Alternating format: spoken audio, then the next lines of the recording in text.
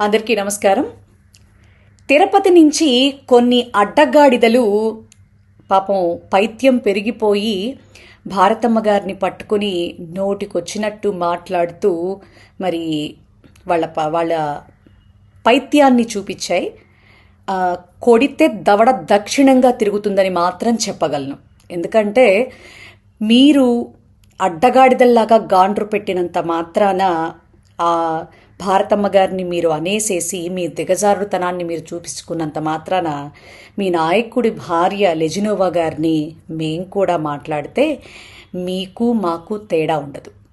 కనుక మీకు మాత్రమే చెప్తా ఉన్నాం. 3 పార్టీలు కలిసి 14 ఏళ్ళు కింద మీద పడి 3 పార్టీలతో కలిస్తే తప్ప గవర్నమెంట్లోకి రాలేనటువంటి మీ పార్టీకి, మీ నాయకుడికి మీరు ఇంతకు మించి ఏం మాట్లాడతారు? మీ పార్టీ గురించి పాపం భుజానేసుకున్నటువంటి బొలిశెట్టి గారి పరిస్థితి ఏంటో, మరి పాపం రజనీ గారి పరిస్థితి ఏంటో, మరి ఇంకా చాలామంది బయటకు వచ్చేసినటువంటి సందర్భాలు చూసి కూడా నువ్వు చించుకుంటున్నావంటే అడ్డగాడిదలాగా మరి చాలా జాలేస్తోంది నిన్ను చూసి. అంతెందుకు పాపం నిత్యం ఏది పడితే అది మాట్లాడే రాయపాటి అరుణని మీ పార్టీ వాళ్లే చితక్కొట్టుడు కొట్టినా కూడా కనీసం ఆడపిల్లకి అంత ఇబ్బంది వచ్చింది అని కొట్టిన వాణ్ణి పిలిచి మాట్లాడలేదు మీ నాయకుడు.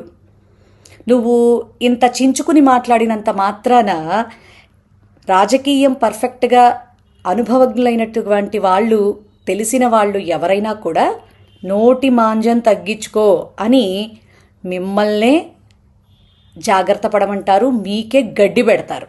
కాబట్టి ఆవిడ ఎడంకాలి గోటికి కూడా సరిపడినటువంటి నీ పరిస్థితికి ఇంకొక్కసారి గనక అవాకులు చెవాకులు గనక పేల్తే తోలు ఊడిపోతుంది. ఓకేనా? ఆడమనిషివి, ఆడమనిషిలా మాట్లాడు. అసలు నిన్ను మాట్లాడేంత పరిస్థితి నాకు కలగటం దౌర్భాగ్యం. ఎందుకంటే మా నాయకుడితో మేము నడవటం మొదలుపెట్టి 15 ఏళ్ళైతే సింగిల్ ఎజెండాగా ఈ రోజు వరకు కూడా ఒక్క జెండానే భుజాన మోస్తున్నాం. ఆయన కోసం కష్టపడుతున్నాం, ప్రజల కోసం కష్టపడుతున్నాం. 2 మార్లు ప్రజాప్రతినిధిగా నాకు ఒక గుర్తింపునిచ్చారు, నన్ను అడుగులు వేయిస్తున్నారు. నీ పార్టీలో నీ పరిస్థితి ఏంటి? సిగ్గులేని పనులు ఇంకొకసారి చేయకండి. మనకి కొంత ఎంత రాజకీయంలో ఉన్నా సభ్యత, సంస్కారం, మర్యాద అనేవి ఉండాలి అని అనిపించుకోవటం గొప్పతనం కాదు. సాటి మహిళలు కాబట్టి ఇంతకు మించి ఏం మాట్లాడలేకపోతున్నాను. Control your self.